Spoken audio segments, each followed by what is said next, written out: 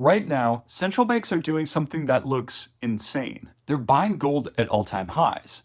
Not selling, not waiting for a dip, buying. Think about that. The people who control the world's money are desperately trading paper for metal. You know what central banks used to do when gold hit all-time highs? 1980, gold hits $850. They dumped reserves and crashed the price 70%. For the next 3 decades, central banks were net sellers every single year. They couldn't get rid of gold fast enough. But an awakening started in 2008 when central banks watched the Fed print $4 trillion from nothing. This financial crisis woke up central bankers. They quietly switched from decades of selling to buying gold, and they haven't stopped since. 17 years later, gold's at 4,000 and they're still buying. Why? Because 2022 showed them what's coming. Every central bank on earth realizes the same thing. If they can do it to Russia, they can do it to us. Since then, central banks have been buying gold like their future depends on it. You know the other time in American history we saw panic buying like this? Right before the government confiscated it, 1929 to 1933. While ordinary Americans struggle through the early depression, the US Treasury and Federal Reserve quietly accumulate gold. Foreign nations, domestic sources, anywhere they could get it. Not because gold was a good investment. They were preparing. By early 1933, the government controlled massive reserves, but they still had one problem left to solve. Americans were hoarding gold too. Banks were failing, paper money was suspect, Americans wanted the real thing. And as long as citizens owned gold, the government couldn't control the money supply. So on April 5th, 1933, President Roosevelt signs Executive 6102, making gold ownership a federal crime. Turn in your gold by May 1st or face 10 years in prison. That simple. Why did the government want gold so badly? 9 months after confiscation, the American public found out. January 1934, the Gold Reserve Act passes.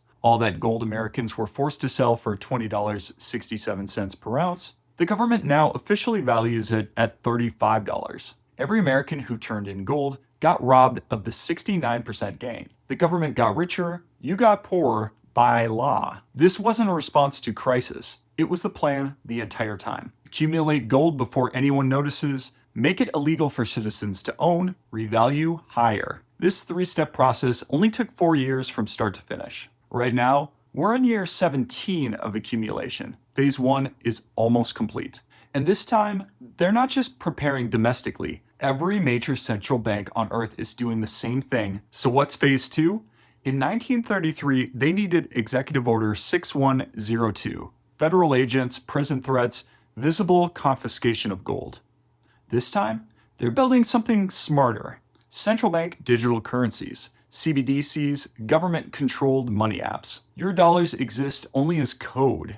Code the government writes and controls. 134 countries are building them right now. China's already running theirs on 260 million people. Once your money is code, they decide how you spend it. Bought too much gas this month? Sorry, you've exceeded your carbon limit. Share something they don't like online? Terms of service violation. Want to buy gold? Restricted asset class. Your money, their rules, forever. Phase 2 isn't coming. It's being built right now. They won't need an executive order during the next crisis, just a software update. They won't force you into CBDCs, you'll beg for them. Instant payments, direct stimulus deposits. Sounds great, right? But here's what the promotional materials won't mention. Once your money is code, they decide how you spend it. And if you think this transition will be gradual, let me show you how fast monetary systems actually flip. 1933, United States. Friday afternoon, banks close for the weekend, like normal. Monday morning, gold ownership